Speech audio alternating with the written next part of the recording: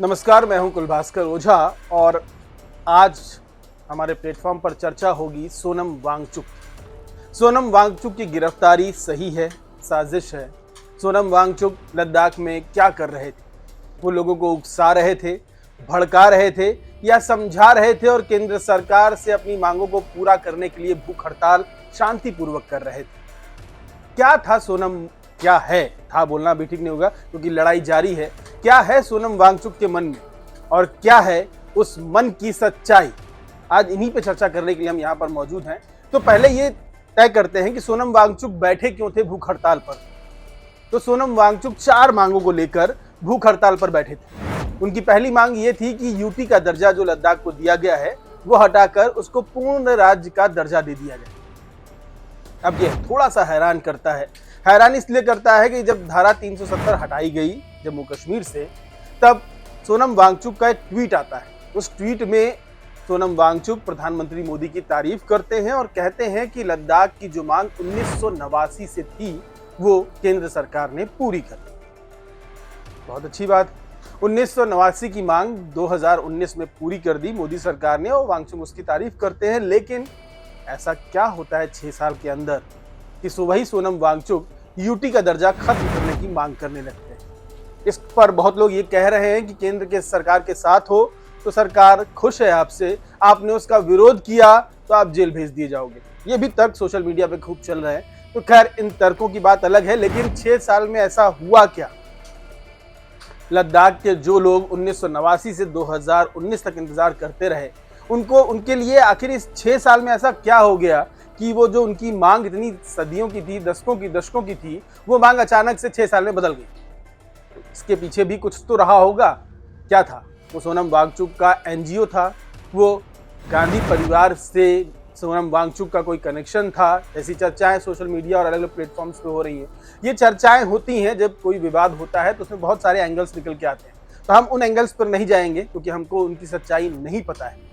ये केवल अफवाहें हो सकती हैं और किसी को बदनाम करने की साजिश हो सकती है। लेकिन हम फिलहाल सोनम वांगचुक पर हैं।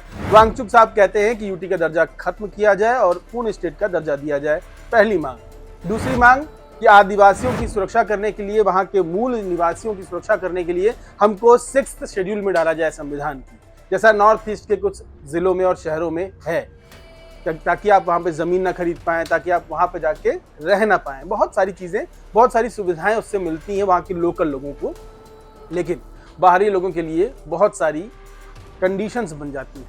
तो वो एक क्राइटेरिया था। ये 2 मांगे। तीसरी मांग ये कि पब्लिक सर्विस कमीशन लागू किया जाए जिससे वहाँ पे नौकरियाँ मिलें। इस मांग के लिए सरकार बातचीत को तैयार थी और बातचीत होने भी जा रही थी इस मुद्दे पर, जो फिलहाल अब 8 अक्टूबर को होगी। चौथी मांग उनकी ये थी कि पार्लियामेंट जो है उसमें 2 लोकसभा सांसद लद्दाख से भेजे जाएं, अभी सिर्फ 1 है। तो इस मांग के लिए भी सरकार कमोबेश तैयार थी और इस पर बातचीत होने जा रही थी। तो कुल मिला के 4 मांगे। 4 मांग में पहली मांग यूटी हटाने वाली, कंफ्यूजन वाली है। दूसरी मांग जो थी वो 6th शेड्यूल वाली, वो केंद्र सरकार पर निर्भर करता है, उस पर बातचीत होती है। चूंकि वो एक बॉर्डर स्टेट है तो बॉर्डर स्टेट में सरकार को बहुत सारी चीज़ें देखनी पड़ती हैं। तो ऐसा करती नहीं करती ये सवाल था, लेकिन बातचीत संवाद से इसका हल निकल सकता था। लेकिन वांगचुक भूख हड़ताल पर बैठते हैं, भड़काते हैं, जैसा कि सरकार का कहना है, वहाँ की पुलिस का कहना है, प्रशासन का कहना है कि वांगचुक ने अपने बयानों से जनता को भड़काया, उकसाया, जिसके बाद लोग हिंसा पर उतर आए। हिंसा पर उतरने के बाद 4 लोगों की जान गई, बीजेपी का मुख्यालय फूंक दिया गया, सीआरपीएफ की कार बस फूंक दी गई। बहुत हंगामा हुआ, बहुत बवाल हुआ, जो अभी भी सुगबुगाहट वहां पर है, लोग गुस्से में। अब इस गुस्से को उकसाने के कारण बहुत सारे थे कि भाई बॉर्डर स्टेट है, वहां का डेवलपमेंट, सरकार ने वहां पे लद्दाख में बहुत सारी रोड बनाई है सीमा तक। वो सरकार उस क्षेत्र का विकास करना चाहती है, डेवलपमेंट करना चाहती है। राज्य सरकारें जब भी होती हैं, कोई अलग सरकार होती है, तो केंद्र के जो एजेंडे होते हैं, केंद्र जो बॉर्डर स्टेट पे करना चाह रहा है, उसमें राज्य सरकारें बहुत रुकावटें लगाती हैं। एग्जाम्पल जम्मू कश्मीर है, वहाँ अलगाववादी एक अलग सरकार चलाते थे और उस सरकार से आपको बातचीत करनी पड़ती थी क्योंकि वहाँ पे राज्य सरकार थी, पूर्ण राज्य का दर्जा था। तो लद्दाख में भी क्या कुछ ऐसी ही कहानी बन रही थी क्या? सोनम वांगचुक वैसा ही कुछ अलगाववादी टाइप का कुछ अलग एंगल लेके चलने लगे थे, जिससे वो चाह रहे थे कि उनका कद बड़ा हो जाए और बहुत सारी चीजें जो घुमाती हैं फिराती हैं। क्या हुआ इन 6 सालों में? चलिए थोड़ा और विस्तार से समझते हैं, शायद आपको समझ में आए। 24 सितंबर को हिंसा होती है लद्दाख में, बीजेपी का ऑफिस, पुलिस वैन सब फूंक दी जाती है। इससे पहले 15 दिन पहले से ही सोनम वांगचुक जो हैं भूख हड़ताल पर बैठ चुके होते हैं, पीसफुल स्ट्राइक वो अपना हंगर स्ट्राइक कर रहे होते हैं। लेकिन इस दौरान जब वो पीसफुल अपना हंगर स्ट्राइक कर रहे होते हैं तो कई बार भड़काऊ बयान देते हैं, जिससे हिंसा उकसती है, भड़कती है और उसमें बहुत नुकसान होता है लद्दाख का। जिसके बाद सरकार एक्शन में आती है, पुलिस एक्शन में आती है। हालांकि पुलिस के एक्शन पर भी सवाल उठ रहे हैं कि पुलिस ने ना कुछ कहा, ना बताया, ना समझाया और सीधे एक्शन कर दिया, जिससे 4 लोगों को अपनी जान गंवानी पड़ी। अब जो हमारे वांगचुक भाई साहब हैं वो एनएसए के तहत, राष्ट्रीय सुरक्षा कानून के तहत गिरफ्तार कर लिए गए हैं। अब राष्ट्रीय सुरक्षा कानून क्या होता है ये समझना होगा। राष्ट्र के लिए कभी कोई खतरा हो जाए, व्यवस्था के लिए कोई खतरा हो जाए तो उसको सरकार या पुलिस गिरफ्तार कर लेती है बिना किसी वजह को बताए।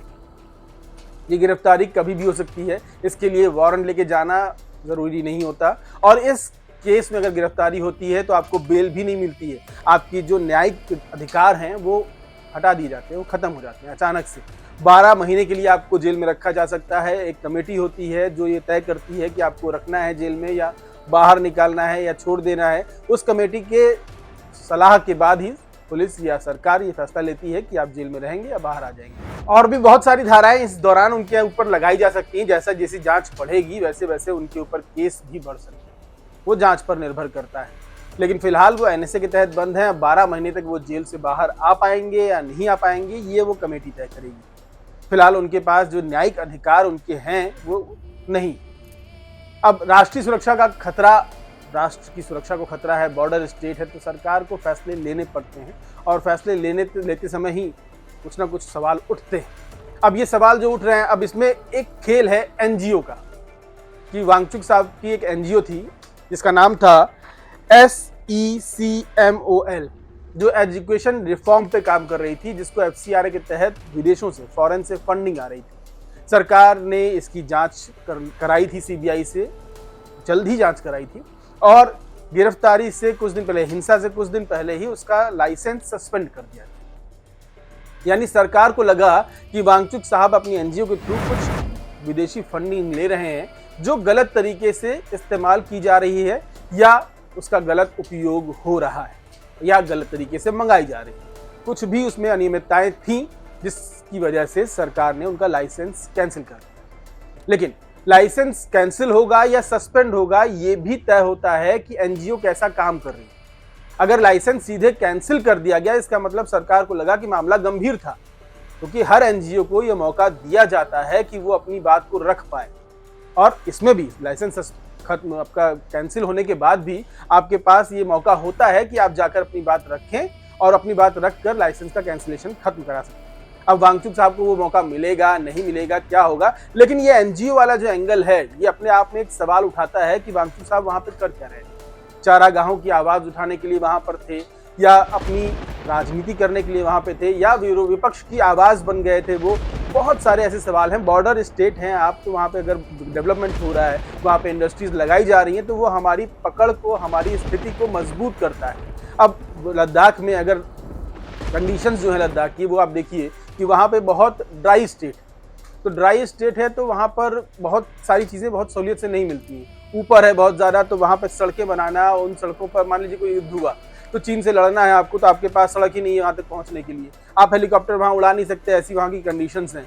तो वहाँ पे रोड चाहिए हमको, वहाँ पे डेवलपमेंट चाहिए हमको। अगर वो डेवलपमेंट हो रहा है, वो विकास हो रहा है, धीरे धीरे ही सही हो रहा है, और उसका विरोध शुरू हो जाए कि नहीं यहाँ पे डेवलपमेंट हो रहा है, इंडस्ट्रीज नहीं आएंगी, तो विरोध तो सवाल उठाता है ना कि भाई आप बॉर्डर स्टेट में खड़े होकर और सरकार के फैसले का विरोध करने लगे कुछ छोटी छोटी बातों को लेकर, तो वहाँ पर सरकार को कड़ा फैसला लेना पड़ता है। वही फैसला लिया गया इनके साथ। अब वांगचुक साहब हैं क्या? सबसे बड़ा सवाल ये है, बड़ा इंटरेस्टिंग है। वांगचुक साहब पर 3 इडियट फिल्म जो है बॉलीवुड की, वो बनी थी। अब 3 इडियट में वो रैंचो थे, all is well, all is well, all is well नहीं, ऑल इज वेल। तो अब फिलहाल उनके साथ ऑल इज नॉट वेल। फिलहाल वो जेल पहुंच चुके हैं तो वो एजुकेशनिस्ट हैं, रिफॉर्मर हैं, साइंटिस्ट हैं, इकोनॉमिक इन्वायरमेंटल एक्टिविस्ट हैं, बहुत कुछ हैं वो। अब अचानक से वो इन्वायरमेंटल एक्टिविस्ट बन जाते हैं, अचानक से उनको मैग्सेसे अवार्ड मिल जाता है। वो मैग्सेसे अवार्ड जो अक्सर वामपंथी विचारधारा के लोगों को मिलता रहा है। तो ये सवाल ऐसे उठते रहे हैं हमेशा, इसीलिए शायद सरकार को लगा कि ये विरोधी विचारधारा से जुड़े हैं और देश के खिलाफ बॉर्डर स्टेट में कुछ कर रहे हैं, एक्शन लेना जरूरी हो गया। हालांकि यहाँ पे लोकतंत्र में सबको अपनी आवाज रखने का अधिकार है। वांगचुक साहब ने अपनी आवाज उठाई तो उनकी आवाज को भी जगह मिलनी चाहिए थी। सवाल है मिलेगी या नहीं मिलेगी, या दबा दी जाएगी, और दबाने के कारण क्या है उनको खोजना बहुत जरूरी है। क्योंकि लोकतंत्र में आज नहीं कल सच्चाई सामने आती है। सरकारें बदलेंगी, सच्चाइयां सामने आएंगी, और हर बार होता है वांगचुक साहब की ही सच्चाई सामने आएगी कि उनके पीछे क्या है, उनके पीछे कोई है, या वो खुद अकेले अपने दम पर ये पूरा रिफॉर्म करने की कोशिश कर रहे थे। ऐसे बहुत सारे सवालों के जवाब मिल जाएंगे। ऐसा नहीं कि आज नहीं मिल रहे हैं तो कल भी नहीं मिलेंगे। हाँ, उनके साथ नाइंसाफी हुई तो गलत होगा। अगर वो सही आवाज उठा रहे हैं तो आवाज को जगह मिलनी चाहिए, लेकिन अगर वो गलत आवाज उठा रहे हैं, पीछे कुछ साजिशें हैं, तो फिर स्टॉप तो लगाना पड़ेगा। वो एनएसए के तहत लगे, वो चाहे जैसे लगे, अगर कुछ भी साजिश है तो वो स्टॉप लगाना ही होगा। वांगचुक साहब जो है ना, वो ग्लोबल एक प्रोफाइल हैं, ग्लोबल शख्सियत हैं, उनको पूरी दुनिया के लोग जानते हैं, उनका पिक्चर बन चुकी है। तो अब उनके साथ कुछ भी होगा तो वो इंटरनेशनल हेडलाइंस बनेगा, देश की पूरी दुनिया में एक छवि बनेगी या बिगड़ेगी। तो सरकार को यह भी पता है कि इंटरनेशनल हेडलाइंस बनने वाली हैं वांगचुक को गिरफ्तार करने के बाद। तो सरकार अब 8 अक्टूबर को जा रही है लद्दाख के लोगों से बातचीत करने। उस बातचीत में क्या निकल कर आएगा, क्या समाधान निकलेगा, क्या यूटी स्टेट खत्म होगा, क्या 6 शेड्यूल में जाएंगे, क्या पब्लिक सर्विस कमीशन बनेगा, वहां पे बहुत सारे सवालों के जवाब 8 तारीख को मिल जाएंगे। लेकिन वांगचुक साहब के साथ गलत हुआ या सही हुआ, इसका भी सच सामने आना चाहिए। आपकी क्या राय है, हमें कमेंट करके जरूर भेजिए।